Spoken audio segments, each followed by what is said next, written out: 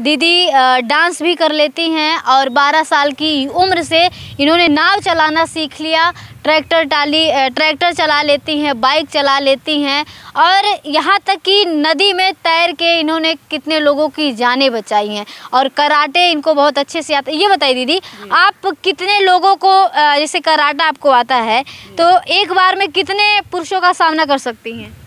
एक बार में अगर देखा जाए तो 10 आदमी हैं। अगर हाथ में हमारे एक छोटा सा अगर ईंटे का वो अद्धा है और एक हमारे पास में चाहे गमछा हो या चुन्नी हो, उसमें हम उनको कंट्रोल कर लेंगे।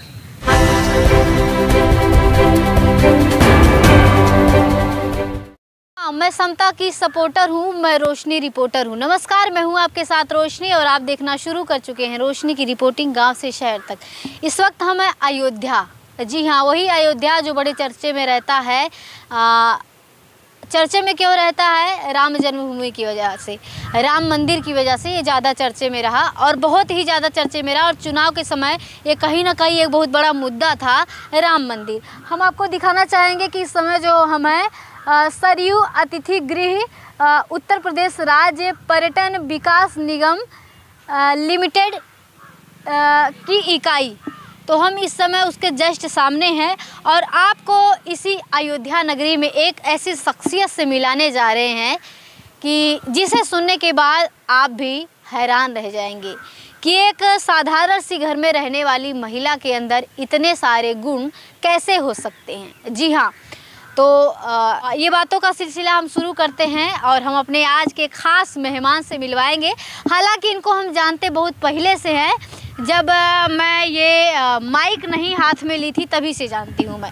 मतलब कि जब मैं DMLT diploma medical lab technician की पढ़ाई इसी अयोध्या में करती थी 2018 और 19 में, तभी से मैं दीदी को जानती हूँ और बहुत अच्छी तरीके से। इनके अंदर बहुत सारी खूबियाँ हैं, एक एक करके गिनाऊँ तो शायद आपको विश्वास नहीं होगा, आपको लगेगा कि रोशनी झूठ बोल रही है। ऐसा इसलिए लग सकता है क्योंकि अभी ये बड़ी साधारण दिख रही हैं। हाँ दीदी। अच्छा दीदी, पहले तो आप अपना परिचय बताइए। हम रीता निषाद। अच्छा, रीता निषाद। दीदी उम्र क्या है आपकी? 42 साल। अब देखिए 42 साल की उम्र है और देखने के बाद कितना लग रहा है अंदाज़ा आप लगा सकते हैं। अच्छा दीदी ये बताइए कि आप क्या क्या करती हैं?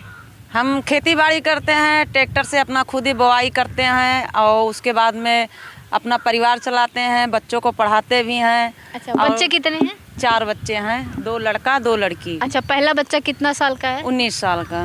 पहला इनका जो बड़ा बेटा है 19 साल का है और मतलब इनके 4 बच्चे हैं और बेटी भी कहीं ना कहीं अभी सयानी हो चुकी है। दीदी ये बताइए, ट्रैक्टर से आप बुआई करती तो ट्रैक्टर कौन चलाता है? जी हम ही चलाते हैं। ट्रैक्टर खुद ही चलाती जी। हैं? और जब हम आपसे पहले मिले थे तो आपने ये भी कहा था कि आप जो है कराटा भी सिखाती हैं लोगों को। जी हाँ, कराटा भी सिखाती हूँ, अपना खुद सीखी हूँ, बच्चों को भी सिखाती हूँ। जैसे हमारे फ्रेंड हैं लड़कियाँ, वो उनको भी सिखाती हूँ। ये कहाँ से सीखा है आपने? जी हम स्कूल में सीखते थे, पहले हमारे स्कूल में ऐसे छोटा मोटा कराटे सिखाते थे, वहीं पर सीख करके अपना खुद ट्रेनिंग कर लिए हैं। अच्छा, पढ़ाई कहाँ तक किया आपने? 9th class. आगे क्यों नहीं पढ़ी? उसके बाद में शादी हो गई थी, गौना चला गया, इसीलिए नहीं कर पाए, फैमिली में हो गए। देखिए दीदी ट्रैक्टर चलाती हैं और बाकायदा अपनी बाइक भी चलाती हैं, अपने बच्चे को बिठा के खुद ही ले जाती हैं। हम इसलिए आप सबको खुद ही बता रहे हैं क्योंकि हम इनको बहुत अच्छी तरीके से जानते हैं और दीदी कैमरे पे बात करने में थोड़ी सा अनकंफर्टेबल महसूस करें इसलिए खुद ही नहीं बता पा रही हैं।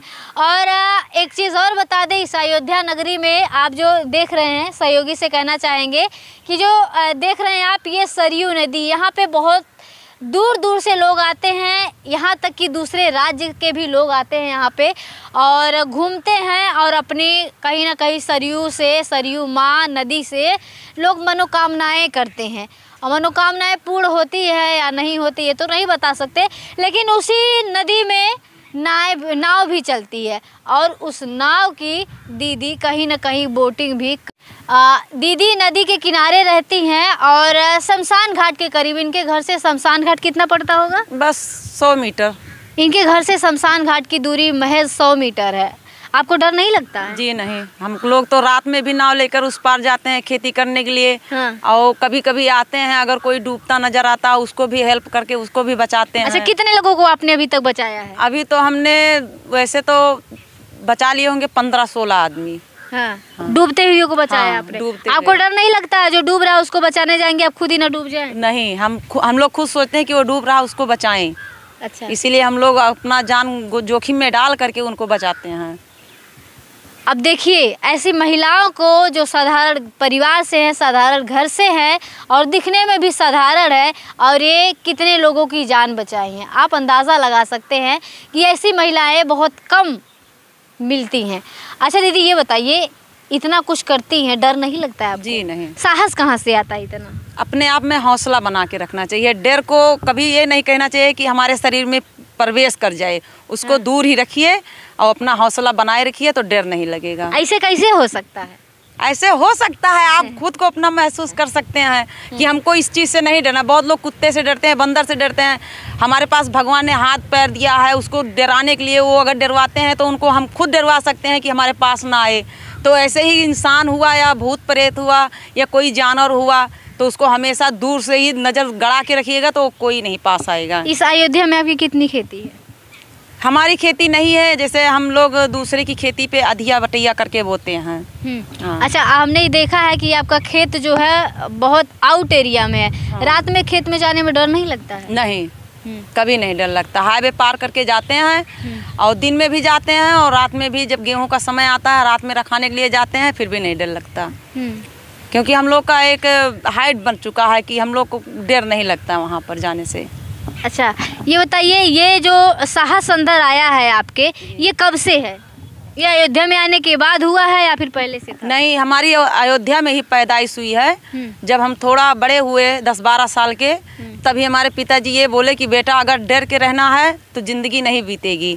अगर डर को दूर भगाओगे तो अपना जीवन अच्छे से व्यतीत कर सकते हो। इसीलिए हम अपने पिताजी का नाम लेकर के कहीं भी कोई काम होता है तो उसको पहले सोचते हैं कि हम डरे ना, हमारे अंदर हौसला रहे और फिर हम उसके बाद में वो काम करते हैं, कोई डर नहीं लगता। अच्छा दीदी, डांस भी करती हैं और मैंने कई सारे मंचों पे एक शब्द है जो कि कलाकारों के लिए लोग बड़ा इसको हीन भावना से देखते हैं, बड़े अजीब नज़र से देखते हैं, ऑर्केस्ट्रा। दीदी, ऑर्केस्ट्रा में डांस करना आपने कब से शुरू किया? हमको हो गया 10 साल हो गया, हम चालू किए हैं। अच्छा, ऑर्केस्ट्रा में डांस करते 10 साल हो गया। हाँ। अच्छा, जब आप डांस करने जाती हैं तो वहाँ पे कैसी कैसी परिस्थितियाँ आती हैं? बहुत सी आती हैं, अच्छी भी आती हैं, बुरी भी आती हैं, मगर हम लोग को मजबूरी है 2 पैसा कमाने के लिए, बच्चों को देखने के लिए, इसीलिए हम सब सहते हैं। दीदी, जैसे कि जो स्थिति परिस्थिति आती है जब आप लोग डांस करने जाते हैं तो वहाँ पे जो लड़के होते हैं कहीं ना कहीं अजीब अजीब कमेंट करते हैं। हाँ। कैसा, किस तरीके के कमेंट करते हैं वो लोग? वो लोग मतलब गलत नियत से कमेंट करते हैं, फिर भी हम लोग को उतना हम लोग ख्याल नहीं रखते हैं। कहते हैं कि हमको स्टेट पे अपना रोजी रोटी के लिए आए हैं तो उनका क्या नज़रिया है वो अपने पास रखेंगे। हम किस नज़रिए से आए हैं वो हम अपने पास रखते हैं। हम तो अपना नज़र सही से करके जाते हैं और जो करता है कमेंट उसके लिए उसकी नज़र उसके लिए गंदी है। एक कहा जाता है ना कि ऑल राउंडर सर्वगुण संपन्न, वो चीज़ें यहीं से निकलती हैं, वो चीज़ें यहीं से देखने को मिल रही हैं आपको। मैंने कई सारी बातों का जिक्र किया। दीदी डांस भी कर लेती हैं और 12 साल की उम्र से इन्होंने नाव चलाना सीख लिया, ट्रैक्टर चला लेती हैं, बाइक चला लेती हैं और यहाँ तक कि नदी में तैर के इन्होंने कितने लोगों की जानें बचाई हैं और कराटे इनको बहुत अच्छे से आता है। ये बताइए दीदी, आप कितने लोगों को, जैसे कराटा आपको आता है तो एक बार में कितने पुरुषों का सामना कर सकती हैं? एक बार में अगर देखा जाए तो 10 आदमी हैं। अगर हाथ में हमारे एक छोटा सा अगर ईंटे का वो अद्धा है और एक हमारे पास में चाहे गमछा हो या चुन्नी हो, उसमें हम उनको कंट्रोल कर लेंगे। हम एक बार कहना चाहेंगे, थोड़ी उधर कैमरा घुमा के दिखाएं। माँ, यहाँ पे कोरोना का डर नहीं है लेकिन बेवकूफ़ लोग हंस रहे हैं। आप सोचिए, यही वो लड़के होते, यही वो मंचले होते हैं जो कुछ भी करते हैं। आप सोचिए कि मतलब अगर हम यहाँ पे बात कर रहे हैं तो इनको क्या प्रॉब्लम है। ये वहाँ से किस तरीके के कमेंट्स कर रहे हैं। हालांकि हम भी ज़्यादा टिप्पणी नहीं करना चाहेंगे, बस दिखाना चाहेंगे किस तरीके की भी चीज़ें होती है। ऐसे मंचलों के बारे में आप क्या कहना चाहेंगी? मनचले हैं, उनकी इच्छा है, हम लोग बात कर रहे हैं, उनको देखने की इच्छा है, वो भी देख रहे हैं। ठीक है, देख रहे हैं, उनके भी मन में ये रहेगा कि एक लेडीज होकर के और इतना ये लोग कर रही हैं, हम जेंट्स होकर के ऐसे मनचले बन के घूम रहे हैं। क्या बात है, आपने देखा कितने अच्छे तरीके से दीदी ने जवाब दिया कि वो लोग देख रहे हैं, उन लोगों के अंदर भी कहीं ना कहीं ये चीज़ें आएगी कि लड़कियां इतना कुछ कर रही हैं और हम मनचले घूम रहे हैं, है ना। और क्या कहना चाहेंगी दीदी, आप अपने से कुछ बताइए बिना पूछे। अब अपने से क्या बताएं, अब जो हमसे प्रश्न पूछा गया हम उसी का उत्तर दिए, और अपने मन से हमको कुछ याद भी नहीं रहता, भूल जाते हैं। अच्छा, जो लड़कियां डरती हैं, डर से घर से बाहर नहीं निकलती हैं, उनके लिए आप क्या कहना चाहेंगी? उनके लिए तो यही कहेंगे कि अपने आप में जो है हौसला बना के रखिए और कभी किसी से डरिए मत। हाँ, अपने आप को हमेशा अपने माता पिता से भी समझा के रखिए कि मम्मी या पापा कोई भी है, भाई बहन भौजाई कोई भी है, उनसे कहिए कि हम अपने आप को खुद स्वयं गलत पे रास्ते पे नहीं ले जाएंगे और गलत देखने वाले को हम हमेशा उसको उत्पीड़न करेंगे कि अगर कोई गलत हमारे साथ में कर रहा तो उसके साथ में हम लड़ाई करेंगे, मार करेंगे। अगर कोई जो है हमको छेड़खानी कर रहा तो हम पीछे नहीं हटेंगे। चलिए, तो ऐसी महिलाओं के, ऐसी वीरांगनाओं के बारे में आप क्या कहना चाहते हैं, और यहाँ से ये कवरेज और दीदी से बातचीत करना, ये हमारा प्रयास आप सभी को कैसा लगा एक बार कमेंट करके बताएं और इस वीडियो को ज़्यादा से ज़्यादा शेयर करें। धन्यवाद।